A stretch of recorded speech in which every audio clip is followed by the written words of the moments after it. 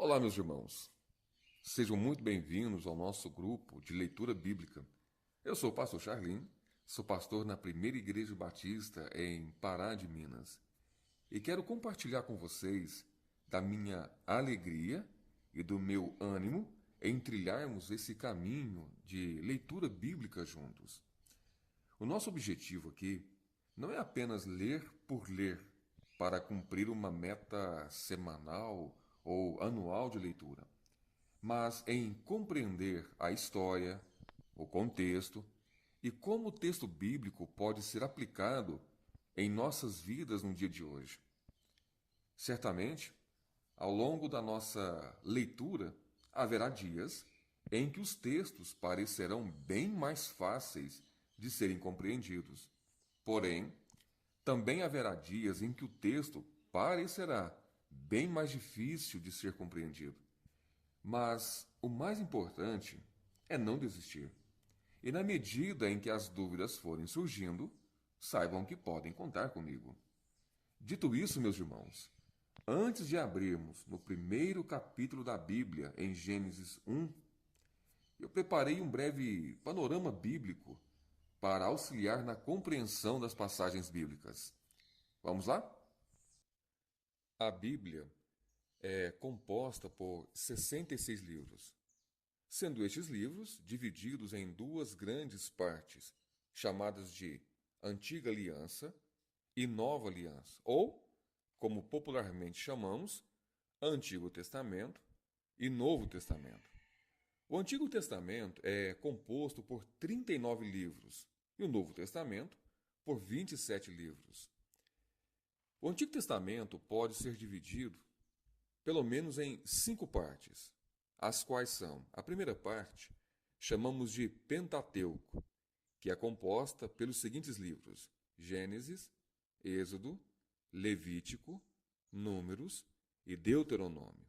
Esses 5 livros foram escritos por Moisés durante o período em que Israel caminhou pelo deserto da saída do Egito até a entrada de Canaã.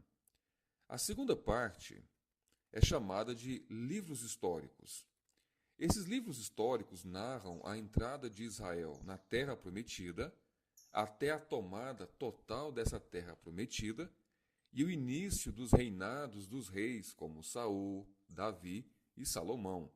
São estes os livros: Josué, Juízes, Ruth, 1 Samuel, 2 Samuel, 1 Reis, 2 Reis, 1 Crônicas, 2 Crônicas, Esdras, Neemias e Ester. A terceira parte da divisão do Antigo Testamento é chamado de livros poéticos ou livros de sabedoria, que são o livro de Jó, Salmos, Provérbios, Eclesiastes e Cantares de Salomão. A quarta parte do Antigo Testamento é chamada de profetas maiores. Eles são chamados de profetas maiores por causa da quantidade de escritos que escreveram e também pelo tempo de ministério que eles tiveram. Os profetas maiores são Isaías, Jeremias, Lamentações de Jeremias, Ezequiel e Daniel. E a última parte do Antigo Testamento é chamada de profetas menores. São chamados de profetas menores por causa da quantidade de escritos. Alguns destes livros têm 1 capítulo, 2 capítulos, e também pelo tempo de ministério que eles tiveram. Por exemplo, o profeta Zacarias teve um tempo de ministério de aproximadamente 3 meses. Os profetas menores são eles: Oséias, Joel, Amós, Obadias, Jonas, Miqueias, Naum, Abacuque, Sofonias, Ageu, Zacarias e Malaquias, que é o último livro do Antigo Testamento.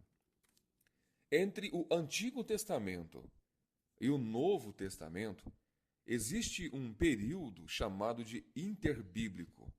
Esse período interbíblico tem aproximadamente 430 anos. Foi neste período em que Deus permaneceu em silêncio. Não houve profetas, não houve revelações, mas, ainda que neste período não tenhamos Deus falando diretamente com o seu povo, a história da nação de Israel continuava acontecendo. É neste período chamado interbíblico que vemos as transições dos reinos da Pérsia, da Grécia e a chegada do poderoso Império Romano. O Império Romano é o império que estava reinando no período do Novo Testamento. Após esse período chamado de período interbíblico, nós chegamos no período do Novo Testamento. Assim como o Antigo Testamento, o Novo Testamento também pode ser dividido em 5 partes. A primeira parte é chamada de Evangelhos, que são eles: Mateus, Marcos, Lucas e João. O apóstolo Mateus, no seu Evangelho, ele está escrevendo para os judeus, explicando que, de fato, Jesus era o Messias aguardado por eles. João Marcos, não foi apóstolo, foi primo de Barnabé. Alguns comentaristas entendem que o Evangelho de Marcos foi ditado pelo apóstolo Pedro e é João Marcos quem vai escrever este Evangelho. Marcos tem como objetivo escrever para os romanos. Já Lucas, que também não foi apóstolo, foi companheiro de viagem do apóstolo Paulo, ele havia sido contratado por um homem chamado Teófilo para escrever tanto o Evangelho de Lucas, tanto o livro de Atos, com o propósito, no Evangelho de Lucas, explicar sobre o nascimento, ministério, morte e ressurreição do Senhor Jesus. O Evangelho de João é um evangelho universal. Ele foi escrito basicamente para os gentios. E diferente de Mateus, Marcos e Lucas, que focam no nascimento, ministério, morte e ressurreição do Senhor Jesus, João tem como foco falar sobre a divindade do Cristo, mostrando que Cristo não é apenas um grande pregador, que ele não era apenas um mestre, mas que ele era o Filho de Deus e, como tal, Deus também.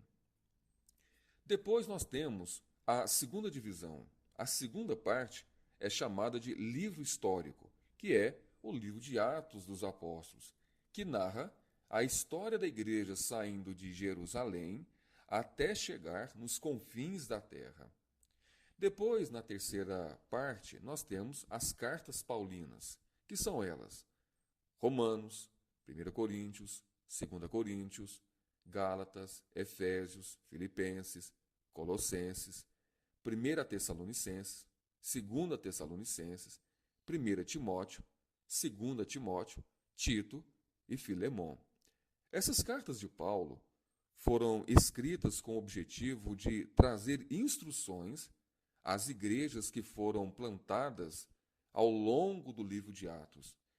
Impossibilitado de ir até essas igrejas pessoalmente e sabendo das dificuldades que essas igrejas estavam passando, Paulo escreveu algumas cartas e enviou essas igrejas a fim de trazer instruções sobre dúvidas e problemas que estavam acontecendo naquelas igrejas. A quarta parte é chamada de epístolas gerais, que são elas: Hebreus, Tiago, 1 Pedro, 2 Pedro, 1 João, 2 João, 3 João e Judas.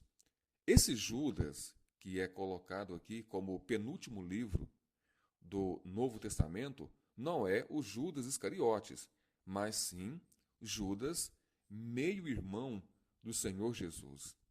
E o último livro, a última parte do Novo Testamento, que também é composta pelo último livro, é Apocalipse, ou Livro da Revelação. Estes são os 66 livros da Bíblia, com suas divisões maiores, Antigo Testamento e Novo Testamento, com as suas divisões menores, sendo 5 divisões no Antigo Testamento 5 divisões no Novo Testamento e o período chamado de período interbíblico, que compõe um espaço de 430 anos de espaço entre o Antigo Testamento e o Novo Testamento. O que podemos aprender? Aprendemos que a Bíblia começa com um livro chamado Gênesis, aonde encontramos o início de todas as coisas. E a Bíblia encerra com um livro chamado Apocalipse, que é a revelação final de todas as coisas. Isso nos ensina que Deus está no controle tanto do início quanto do final da sua criação. Ele não apenas criou tudo, mas ele sabe e governa a história da criação de tal forma que, no final, todas as coisas irão glorificar o seu nome, que nada acontece sem que esteja debaixo da sua permissão. Por isso, podemos descansar o nosso coração. É verdade que andar com Deus implica em não termos todas as respostas que gostaríamos de ter, mas sim a nossa necessidade de confiar que Ele está cuidando de tudo, mesmo que não saibamos o porquê de tudo estar acontecendo. É saber que a nossa história não é um acaso, que a nossa vida não é o resultado de uma série de desenvolvimentos aleatórios ao longo de milhares de anos, mas sim que fomos criados de uma forma única e especial e que um dia iremos comparecer diante deste Criador. Portanto, parafraseando a fala final do filme O Resgate do Soldado Ryan, dita pelo Capitão Miller ao soldado Ryan, antes de morrer, faça a sua vida valer a pena. Portanto, meu irmão e minha irmã, não viva de qualquer forma. Viva sabendo que você foi criado por Deus e que a sua vida, ela é importante. Portanto, viva para a glória de Deus. Que Deus o abençoe.